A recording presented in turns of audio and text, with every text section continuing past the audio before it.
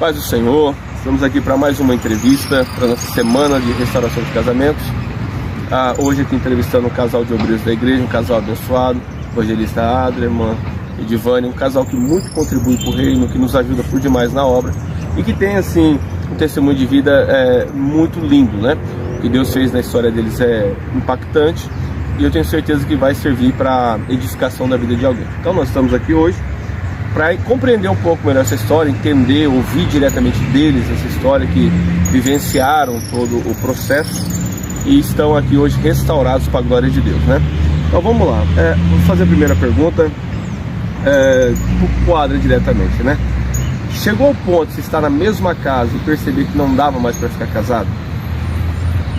Chegou em detrimento de mim mesmo, né? Eu vivi ali um período de, na verdade não um período, mas uma vida de total devassidão. E eu mascarava isso muito bem até então, porque a gente quando se casa, né, a gente cria aquela expectativa de que a gente vai mudar, de que a gente vai dar uma freada ali na forma que a gente vive. Mas depois de algum tempo eu me entreguei a isso, né? Eu fui muito promíscuo, eu tenho até vergonha de falar. Esse ano nós completamos 10 anos de conversão, 18 de casados. E ao longo desses 8 anos e esses 10 anos de conversão, principalmente da conversão para cá, eu só falei o meu testemunho em público por 3 vezes. Porque é muito forte, é muito vergonhoso para mim. Hoje, da condição que eu me vejo, graças a Deus, restaurado, mas é muito forte, porque ao longo desses 8 anos eu vivi uma vida totalmente devassa, e para eu viver essa vida eu precisava de muita desculpa, de muita opressão. Então eu sempre inventava alguma coisa para estar fora de casa. Eu era músico e aí eu usava a música como desculpa. Eu falava, eu tô indo tocar, eu tô indo fazer um show, eu tô indo para alguma casa. E era mentira, eu tava indo me prostituir, eu tava indo pra bares, tava indo sair com outras mulheres. E assim, e quando eu vi que isso foi tomando uma grande proporção, é algo que eu pensei muito ao decorrer desses dias. E para mim, quando eu aceitei falar, eu pensei como falar sobre isso, é que algo ficou muito forte no meu coração. Eu contei 3 vezes em público, algumas vezes eu contei para alguns casais, e eu sinto a necessidade de contar, é que eu achava, pastor Sandro, que eu ia parar. É que nem uma droga, a questão do adultério. Eu, quando me via num quarto de motel e eu chegava em casa muitas das vezes, eu encontrava a Edivane ali, toda linda, cheirosa, a casa pronta, minha filha, né? Eu falava, eu vou parar, eu não posso continuar fazendo isso, eu vou parar. E aí, como uma droga, a gente sai dali, a gente até conta pros amigos, olha, eu vou parar, eu vou mudar. Muitas das vezes eu ligava até pra amante e falava, olha, eu tenho uma família, eu vou parar com isso, eu não quero mais. Mas é muito semelhante ao uso de uma droga, sabe, pastor? Quando eu via, eu tava lá de novo, eu não conseguia parar. E aí chegou um ponto que isso começou a me fazer mal. Porque eram as vezes que eu saía de casa e eu gastava o dinheiro que eu não podia, eu passava tempo fora de casa, que eu poderia estar com a minha filha, e muitas das vezes eu chegava e a Edivane estava com ela em algum lugar, no médico, porque eu não tinha atendido o celular, eu estava no motel com uma amante que... eu vi uma publicação que falou muito comigo, que foi aqueles 5 segundos que você está no motel, eu quero sexo, depois que você tem, tudo se esvai, você fala, o que eu estou fazendo aqui? Quando você chega em casa, não encontra a sua filha que está no hospital, com a sua esposa que tentou te ligar a noite toda, você desligou o celular, você fala, meu Deus, o que eu estou fazendo da minha vida? E por mais que você saiba que é errado, eu não tinha força para sair daquilo. E isso estava ferindo-me, porque estava fazendo muito mal para agir e para tudo que estava à minha volta. Então chegou ao ponto que eu falei assim, não dá mais. Eu não posso fazer uma pessoa que me ama tanto sofrer quanto eu estou fazendo, mas eu não tinha força. Mas chegou nesse ponto. É legal. É interessante assim, aproveitar que você falou que é só querer uma droga, né? Tem um estudo recente que eu estava ouvindo, que diz o seguinte, né? O sexo comum, por assim dizer, na vida do homem, ele libera 10 de dopamina no cérebro. A prostituição libera 600, que é equivalente a uma pedra de crack. É um prazer absurdo, só que o cérebro não resiste a isso por muito tempo, é onde você entra no vício. E a gente se perde nisso, né? Então, tipo assim, de fato é como uma droga mesmo. E achei bem colocada a sua posição. Mas você, Di, olhando tudo isso e tal, quando assim você despertou para entender que era o fim? Não dá mais mesmo, nem para ficar junto, é o fim de tudo. Quando foi isso para você? Então, para mim, na verdade, quando eu descobri, né, tudo que estava acontecendo, eu não queria acreditar, né? Uhum. Não queria acreditar porque na minha família a gente sempre foi ensinado que casamento é um só, né? Então eu vi aquilo, mas eu não acreditava e com tudo aquilo que eu estava convivendo, né? Igual ele mesmo falou, às vezes ele saía sempre para balada, para pagode e sempre dando desculpa, né? Sempre dando desculpa.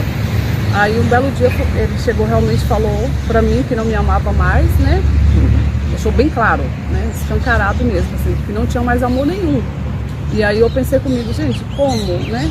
Eu amo ele, mesmo sabendo de tudo assim, que ele falava, o que ele estava fazendo, mas eu não deixei de amar, né? Então para mim foi muito difícil. Só que com toda a situação dele, né? A pessoa não estava me querendo, né? Não queria mais o relacionamento. Então para mim tinha chegado ao fim por causa disso, né? Porque eu não tinha mais força para lutar, né? Neste momento, né? Então chegou este fim. Entendeu? E assim, vocês estavam na igreja quando isso aconteceu?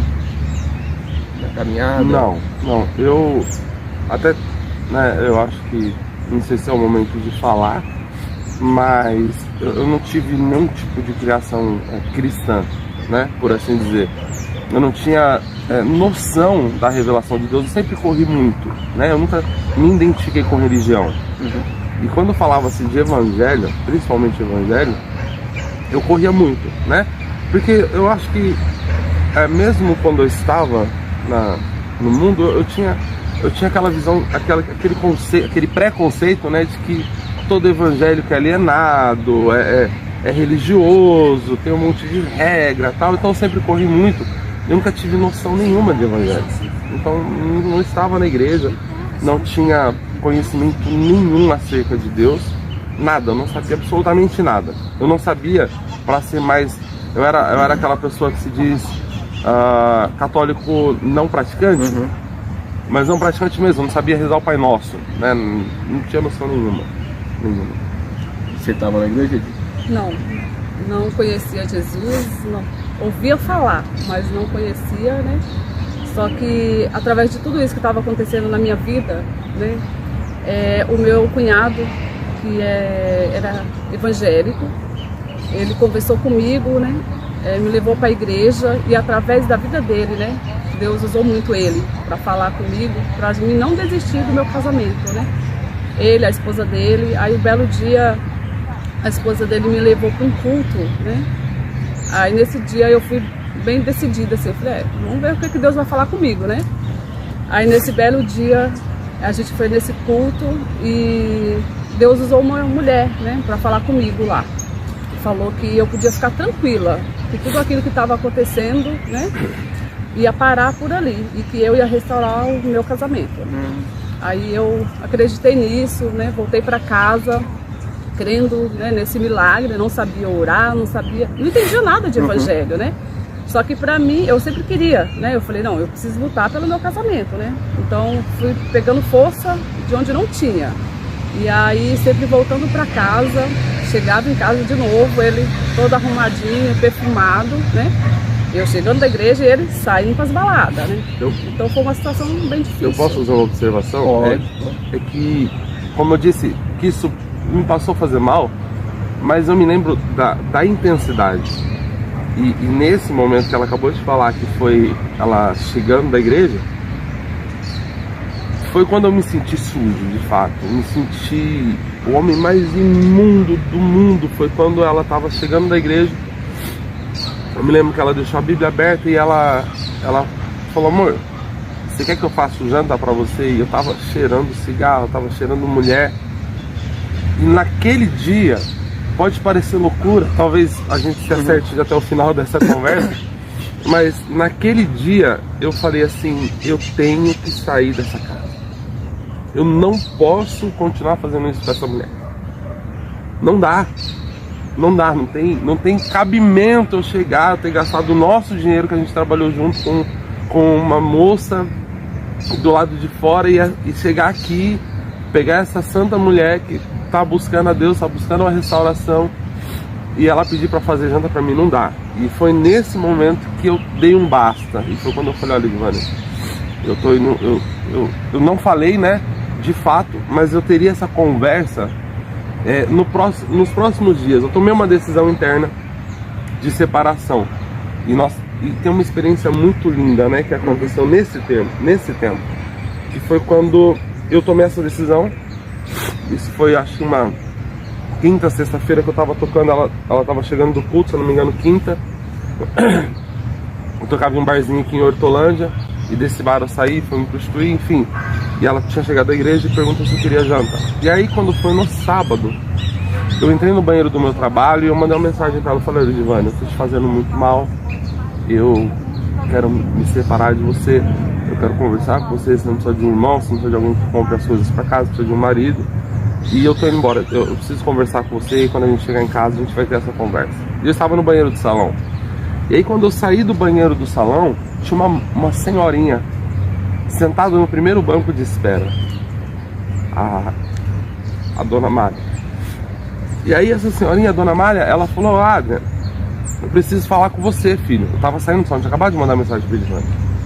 Eu falei, tá, quer bater um papo agora? Não, ela falou, não, desce em casa. Eu falei, tá bom, né, eu vou lá sim. Mas aquele vou lá sim, tipo, uma hora eu passo lá.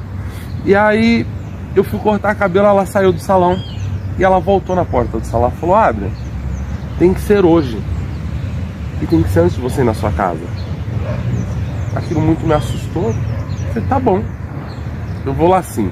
E eu tinha acabado de mandar mensagem pra Edivânia dizendo que eu precisava conversar com ela ainda hoje. Eu precisava dar um basta, não tinha mais como ficar daquele jeito. E aí, pastor, deu 7 horas, eu acabei o último cabelo, e a casa dela fica a uns 100 metros ali do salão. Eu desci pra casa dela, ela falou, cadê a sua esposa?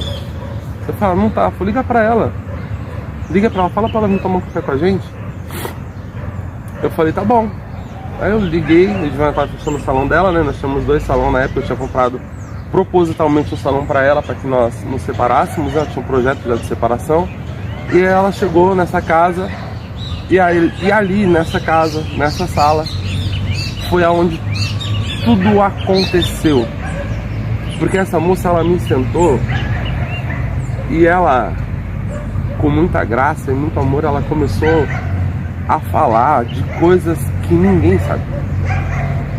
Ela falou, olha, filho, essa noite eu estava orando por você e Deus falou comigo, e Deus me inquietou muito para orar por você, e quando eu acordei de manhã Deus falou assim, procura ele hoje, procura ele e fala para ele que se ele tomar a decisão que ele está pensando em tomar, ele vai chorar lágrimas de sangue pro resto da vida dele.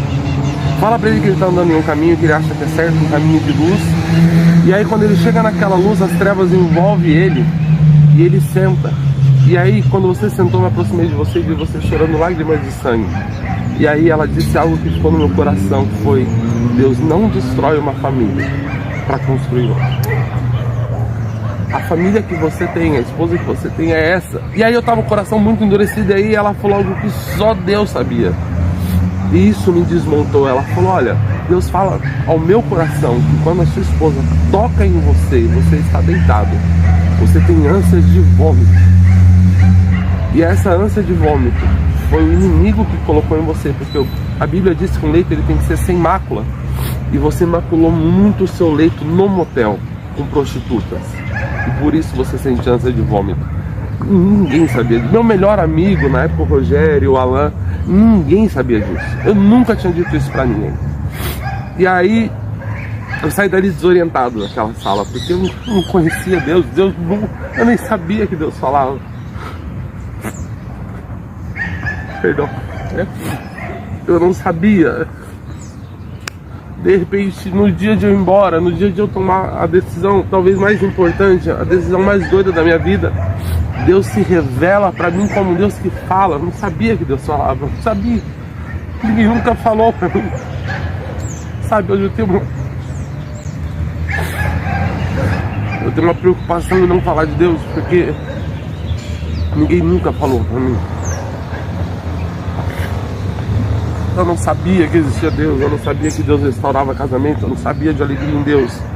Toda a alegria que eu sabia era a alegria que a bebida me proporcionava, que o sexo me proporcionava. Eu não conhecia nada de Deus. E eu saí dali desorientado. E na época eu tinha uma relação extraconjugal há 5 anos, que eu estava mantendo fora as outras. E eu fui à casa dessa moça desesperado.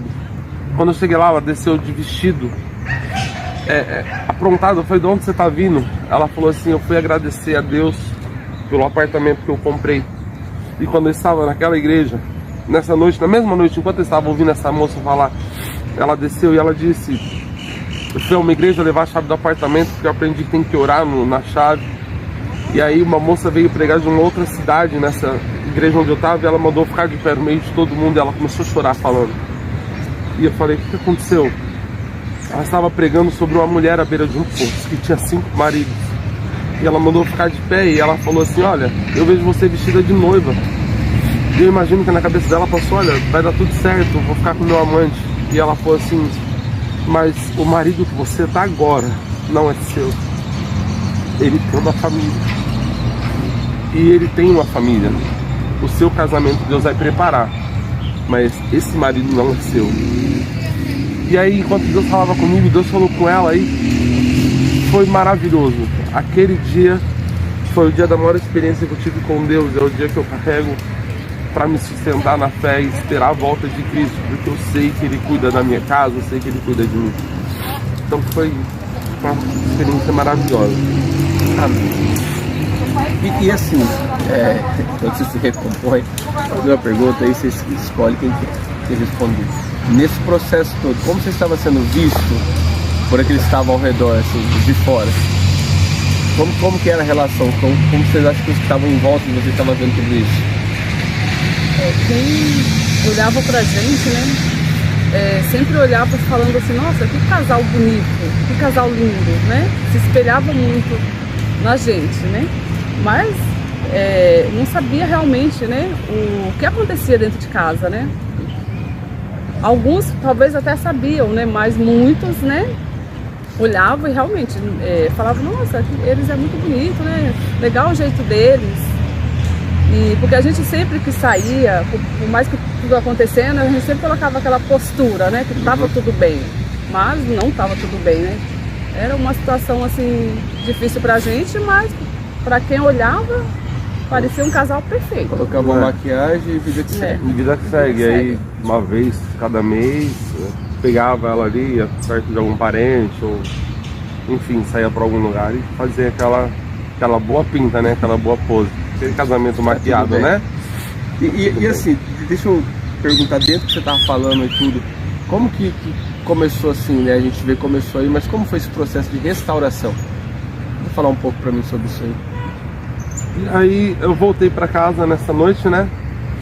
Decididos, não tinha como não entender. Ela falou, realmente, vai pra sua família e Deus vai preparar a minha. E aí eu voltei lá e eu abri o jogo. Aí eu conversei, eu disse que não amava mais o Giovanni. Eu falei, olha, eu não sinto absolutamente nada, exatamente o que aquela senhora falou. Mas não tinha como negar que existia um Deus. Ali pra mim se revelou um Deus.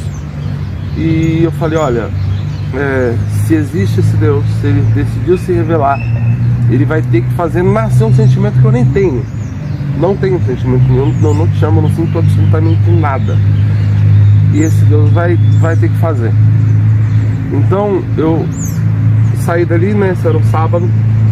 E aí no domingo eu procurei um pastor que cortava cabelo comigo, o pastor Eliseu. E aí contei a história pra ele, toda a história e tal, da revelação, dessas coisas que Deus falou e tal. E ele falou, olha, se você for à minha igreja, você vai saber, porque eu vou pregar, você vai saber que eu sei a situação. E ele fez algo muito sábio. Ele falou, olha, pega o teu carro, pega a tua família e vá a qualquer igreja, onde você vê uma placa escrito igreja, entra dentro. Porque eu sei que o Deus que eu sirvo vai falar com você. E aí eu peguei o carro, né, vida? Nós pegamos o carro no domingo, né, porque queria saber desse Deus mais. E eu fui a uma igreja. Nós paramos na igreja do Nazareno, né, na igreja do Gleidson. E o primeiro louvor que tocou, a Pamela estava ministrando e ela no meio do louvor, ela parou o louvor, os músicos, é uma igreja até que tradicional, não é aquelas igrejas que revela nada. Deus tomou ela de uma tal forma, né, vida? E ela começou a falar das coisas que nós vivíamos, estávamos vivendo. E ela falou, olha, você estava tomando banho hoje. Falou, Deus, se o Senhor existe, o Senhor vai falar comigo hoje, porque eu não tenho forças para sair da onde eu estou, da condição que eu estou. E Deus te trouxe aqui para falar que Ele vai restaurar a sua família, que Ele vai restaurar a sua casa. E tudo começou ali, acabou o culto, né, vida? Eu chorando muito, desesperado. Acabou, eu acalmei um pouco, eu não me lembro da palavra naquele dia, eu não me lembro que foi ministrado, eu me lembro dessa frase da Pamela. E aí eu procurei alguém, né, e eu achei um amigo que cortava cabelo comigo, eu falei, Gleidson, vem cá, como é que é essa história de aceitar Jesus? E aí ele fez uma festa, todo mundo veio, abraçou a gente, né, e foi aquela festa, pastor, tem alguém que quer aceitar Jesus, eles não fizeram apelo. E ali eu entreguei a minha vida para Jesus, tudo começou ali. E eu falei, olha, se existe esse Deus, Ele vai, eu permito que Ele faça, Ele vai ter que fazer. Tudo começou ali, quando eu aceitei a Jesus no outro dia, no domingo, à noite na igreja do Nazareno, foi onde tudo começou. E eu já saí dali decidido a mudar, né? Tem até uma experiência muito legal, que foi quando nós entramos no carro, eu peguei um pacote de CD que eu tinha em DVD, né? Que era CDs e DVDs, e o meu maço de cigarro e o meu isqueiro. E eu atirei fora. Aí a Edivana falou assim, você vai parar de fumar também? Eu falei, não me impressiona não. Senão eu só joguei fora. Não me enche o saco não, né? Assim, brincando com ela, eu falei, eu não tô fazendo um compromisso com ninguém, eu só espero mudar. E aí a partir dali foi tudo acontecendo. O despertar de Deus, então a gente já falou sobre o despertar de Deus. Eu ia perguntar quando é que entenderam que dava certo, mas a gente já viu que Deus entrou na situação, e aí vocês entenderam que deu certo. Mas aí acabou a maquiagem, aí consegue viver um casamento. Porque assim, qual que é a grande intenção que aqueles que nos ouvem? Entender que existe um Deus que restaura e mostrar o que é um casamento restaurado, né? Porque infelizmente tem ainda aqueles casais que se separaram, reataram, mas vivem ainda na maquiagem. E eu acho que não é isso o casamento. Não sei, a nossa visão de casamento não é essa. Então, assim, como que foi a questão depois disso? Acabou a maquiagem?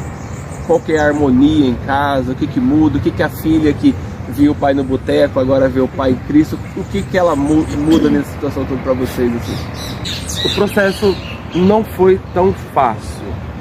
Não foi tão fácil. Afinal de contas eram 28 anos, né, na prostituição, 28 anos ali, fazendo todo tipo de devassidão, a qual já disse, para mim até vergonhoso de falar. Então foi um processo difícil e dentro do processo eu feri muito ela ao longo desse tempo. Por mais que ela aceitasse, foi um tempo até ela entender que de fato eu estava saindo de casa para ir a um amigo, que de fato eu estava indo para uma igreja.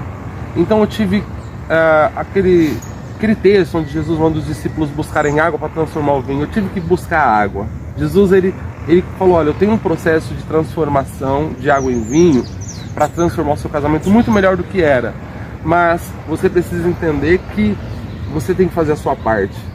E foi difícil, ela me pediu algumas coisas que em algumas partes eu não vou ser hipócrita, pastor. No começo eu falei, eu acho que eu não vou conseguir. Ela me submeteu a exames, a tratamentos, para ver tudo normal. Eu plantei aquilo por muito tempo. Boa, colocação perfeita. Eu plantei por muito tempo. E ela falou, olha, a gente não vai ter relação, você não vai mais me tocar por um período, tá? E ela foi muito sábia, porque quando eu fui fazer o exame, ela foi do meu lado. Ela falou, olha, eu não vou causar uma barreira eu estou pondo condições, mas eu vou ser ponte. Ela foi ponte, ela me ajudou muito nisso. E aí, a um determinado tempo, ela escolheu confiar, né? E ela falou, ela sabia que eu estava indo, que eu voltaria para casa de forma, né? Mas isso levou um tempo.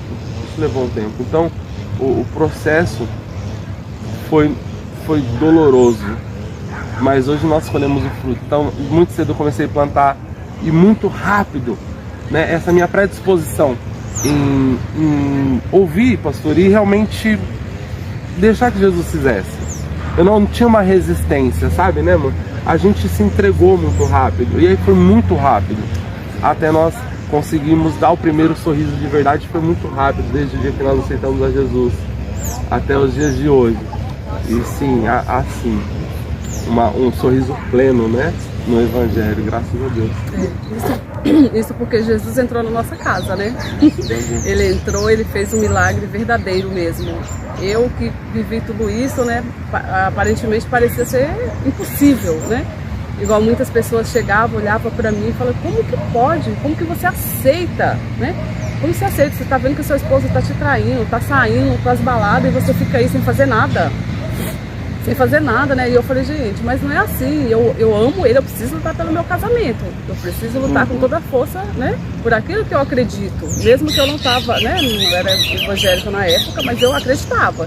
Aí, a partir desse momento, né? Deus entrou na minha vida mesmo. Jesus entrou na minha casa e ele fez um milagre. E hoje eu tô aqui para contar esse milagre, né? Que Deus fez, lindo, maravilhoso. Porque até então, quando tudo isso aconteceu, eu falei, meu Deus, como que vai ser de mim sem ele? Eu não imaginava. A minha filha pequena, minha filha tinha o quê? 3 aninhos? 3 aninhos. Minha filha com 3 anos. Eu falei, gente, eu moro tão longe, lá na Bahia. Como que vai ser, né? Como que vai ser eu com a minha filha lá? Então, tipo assim, vai ser uma destruição total. Porque a minha filha longe dele. Aí, até nisso eu pensei, né? Porque se fosse outra, ia falar, não, né? Já que é ele que está errado mesmo, né? Eu não fiz nada de errado, então a gente vai embora e deixa ele aí. Mas não, né? Eu pensei nele até nisso. Porque a gente, né, eu amava mesmo, graças a Deus, até hoje, né? Eu amava, não, eu amo, né? E estamos aí, muito feliz, né? Muito feliz mesmo com a minha família. Eu só tenho a agradecer a Deus. Amém. Então, eu pedi um favor para vocês, olhando para a câmera ali, para aqueles que nos assistem, deixa um conselho para os casais. Antes do conselho, eu gostaria de fazer uma observação. O Sandro perguntou sobre a filha, né? Sobre os filhos. E eu me lembro que aos 3 anos da minha filha, ela veio até mim, ela estava no fundo de casa, e ela veio com um lápis na mão e uma latinha de Coca-Cola, falou, olha pai. Aí ela fez o gesto de quem estava fumando e tomando. Ela falou, olha a minha cerveja. E aí eu bati na mão dela, falei, para menina, sai. E aí ela saiu chorando, né? E aquilo pesou na minha consciência, porque ela via em mim, ela queria ser igual a mim. E hoje, quando eu vejo os meus filhos subirem no altar, quando eu vejo eles louvarem a Deus, quando eu vejo eles cantando a Deus, pregando. O Adrian é um excelente ministro, assim, ele tem uma facilidade com a palavra dele, com a musicalidade, ela se sente muito bem. Eu vejo que Deus, ele não só transforma, como de bônus da graça, ele faz a questão de colocar todas as coisas no lugar, né, amor? E um conselho que eu deixo para os casais é, se você, homem, quero falar diretamente ao homem nessa hora, se você está talvez vivendo um pouco disso, talvez enredado aí numa condição dessa, de engano, às vezes seduzido pela situação ali, achando que vai parar, amanhã você vai parar, você vai ficar com a tua família, e talvez você está perdendo a sua família como eu estava perdendo a minha. Você não vai conseguir forças, é muito mais forte do que você. É muito mais forte do que você imagina. É como você pegar um usuário de crack e ele sempre vai falar assim, olha, eu vou parar. Você pegar alguém viciado em qualquer droga e ele fala, eu vou parar. Assim somos nós quando nós estamos com esses vícios, quando a gente trai a esposa, quando a gente cede a isso, e você não vai conseguir sozinho. E o conselho que eu queria deixar para você é: busque ao Senhor. Tem um texto que é muito lindo e que todo mundo conhece, mas vivido ele em prática, ele pode resolver a sua vida. E conhecereis a verdade, Jesus, e Jesus te libertará. Então, se você ainda tem a sua família, se você ainda tem a sua casa, deixa eu falar uma coisa pra você: Deus não destrói uma família para construir outra, tá bom? A família que você tem, a família que Deus quer transformar em bênção, como é a nossa, é essa família que está do seu lado, é essa esposa que você tem. Então, se de repente você está vivendo uma vida infeliz, uma vida triste, como eu vivi, precisava buscar refúgio nos amigos, sempre rodeado de amigos, sempre rodeado de bebida, de balada, ocupando-se com alguma coisa, porque na verdade eu não era feliz dentro de casa. O conselho que eu quero dar para você é: entrega a sua vida para Jesus, como eu fiz um dia, e deixa Ele transformar a água em vinho. E aí um dia alguém vai levar esse vinho, como o pastor Sandro veio hoje aqui, falar: olha, como era no começo, como é hoje. E alguém vai falar assim: olha, o mestre Sala, todo mundo põe um bom vinho primeiro. Vocês fizeram diferente, deixaram o bom vinho para depois se colocaram Jesus para assumir a condição do seu casamento. Então, chama Jesus, coloca Ele no lugar. Talvez você conheça Jesus, mas não basta conhecer, não basta chamar Ele para o casamento. Tem que dar a Ele a condição que lhe é devida, a primazia, o lugar de condução do casamento. Amém, querido? Esse é o conselho que eu deixo para você. E o conselho que eu deixo para vocês é: não desista do seu casamento, não desista da sua família, porque família é bênção de Deus e Deus se agrada. Então não desista da sua família. É isso. Temos um Deus que restaura, e esse Deus está pronto também para restaurar a tua história. Deus abençoe. Eu que agradeço, professor.